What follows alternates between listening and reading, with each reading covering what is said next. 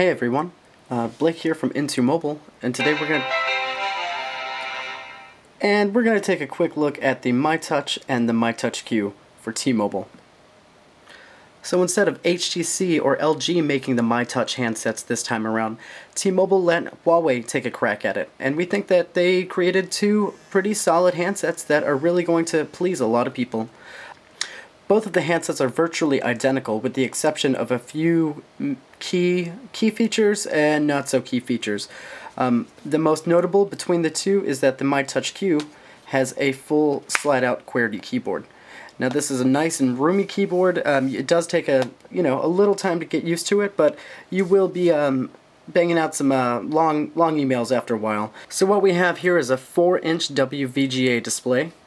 And it's actually a very nice and crisp screen. We've seen obviously some higher definition displays on a lot of the higher end smartphones today, but when you're considering that this phone is going to run you around $50 on contract, it's kind of hard to beat. It's really nice, crisp, and clear. The color saturation is pretty solid, and we have very little to complain about it. And on the back we have a 5 megapixel camera with an LED flash, as well as here's the speaker grill. And actually, let's flip it right back to the front. And it's basically your standard Android setup, since this is Android 2.3 that the phones are running on. So you're going to get the capacitive menu, home, back, and back buttons. But just like for previous MyTouch handsets, T-Mobile has implemented the Genius button.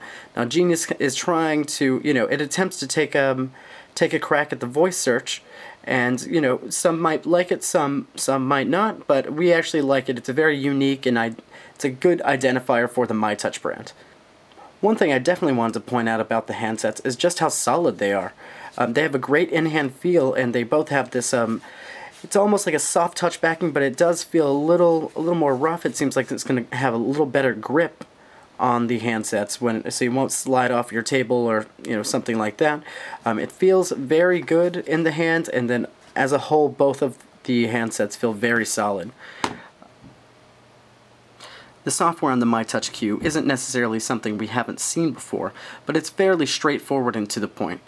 T-Mobile has installed a lot of applications of its own, but it's also been nice enough to install applications like Netflix, Facebook, and Twitter, which are applications that a user would probably download within the first 10 minutes of setting up their phone.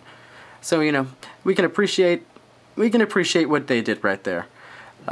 But overall, so we're really liking the phone, and that was just a quick overview of the MyTouch and the MyTouch Q available at T-Mobile today. Thanks for watching.